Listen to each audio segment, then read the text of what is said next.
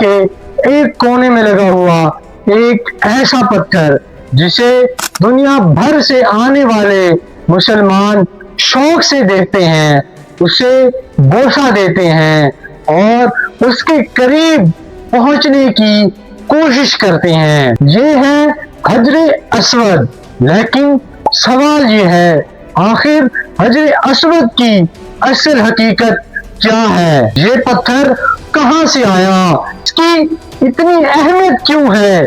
اور کیا مسلمان اس پتھر کی عبادت کرتے ہیں؟ آئیے جانتے ہیں۔ حجر اسود خانہ کعبہ کے مشرقی کونے میں نصب ہے۔ احادیث مبارکہ میں اس کے بارے میں ایک خاص بات بیان ہوئی ہے۔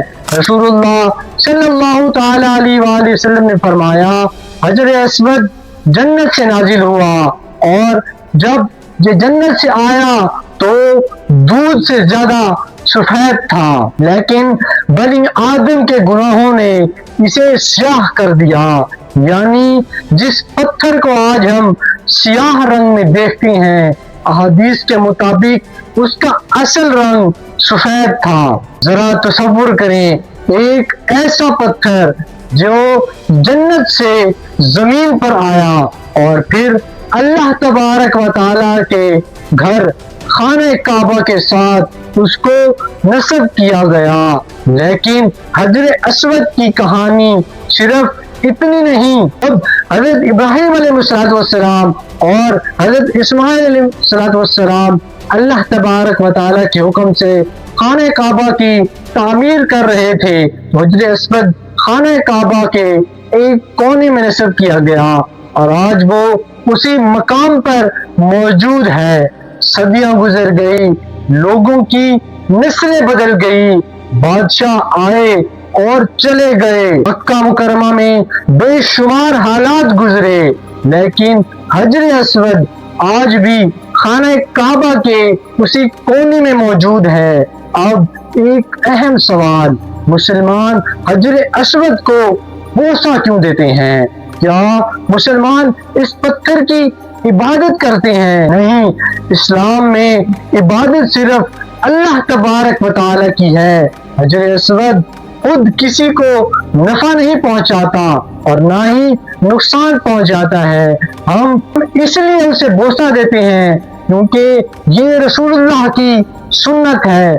حضرت عمر نے حجر اسود کو بوسہ دینے سے پہلے یہ فرمایا تھا، میں جانتا ہوں کہ تو ایک پتھر ہے، نہ تو نقصان پہنچا سکتا ہے اور نہ نفع۔ اگر میں نے رسول اللہ صلی اللہ تعالی علیہ وآلہ وسلم کو تجھے چومتے ہوئے نہ دیکھتا تو میں تجھے بوسہ نہ دیتا۔ یہ بات اسلام کا ایک بہت بڑا اصول سمجھاتی ہے۔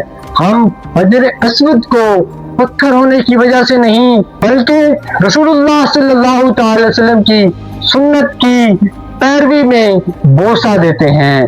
اس طرح طواف کرتے وقت جب انسان حجر اسود کے سامنے آتا ہے تو اسے بوسہ دینا سنت ہے۔ اگر رش کی وجہ سے بوسہ دینا ممکن نہ ہو تو دور سے اشارہ کیا جا سکتا ہے، لیکن حجر اسود کی تاریخ میں ایک بہت مشکل وقت بھی آیا۔ رامتا نامی گروہ نے مکہ مکرمہ پر حملہ کیا اور حجر اسود کو اکھاڑ کر اپنے ساتھ لے گئے۔ یہ تقریباً 22 سال تک مکہ مکرمہ سے باہر رہا، پھر اسے واپس مکہ المکرمہ میں لایا گیا اور دوبارہ حجر اسود میں نصب کر دیا گیا۔ سوچئے، ایک ایسا مقدس پتھر جسے نبی کریم سے نسبت حاصل ہو، وہ کئی سال تک خانہ کعبہ سے دور رہا،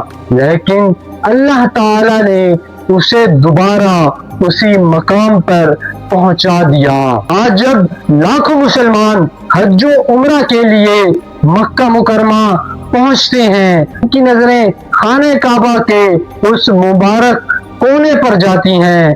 کچھ لوگ اسے بوسہ دینے پر کامیاب ہو جاتے ہیں اور ہر شخص کے دل میں ایک ہی خواہش ہوتی ہے، کاش ہمیں رسول اللہ کی سنت پر عمل کرنے کا موقع مل جائے۔ لیکن یاد رکھیں، عصمت کی اصل عظمت اس لیے نہیں کہ وہ ہماری عبادت کا مرکز ہے، بلکہ اس کی عظمت نسبت کی وجہ سے ہے کہ رسول اللہ صلی اللہ تعالی وسلم نے اسے بوسہ دیا تھا۔ انشاءاللہ ملیں گے نیکسٹ ویڈیو میں، تب تک کے لیے اللہ حافظ۔ السلام علیکم ورحمۃ اللہ وبرکاتہ۔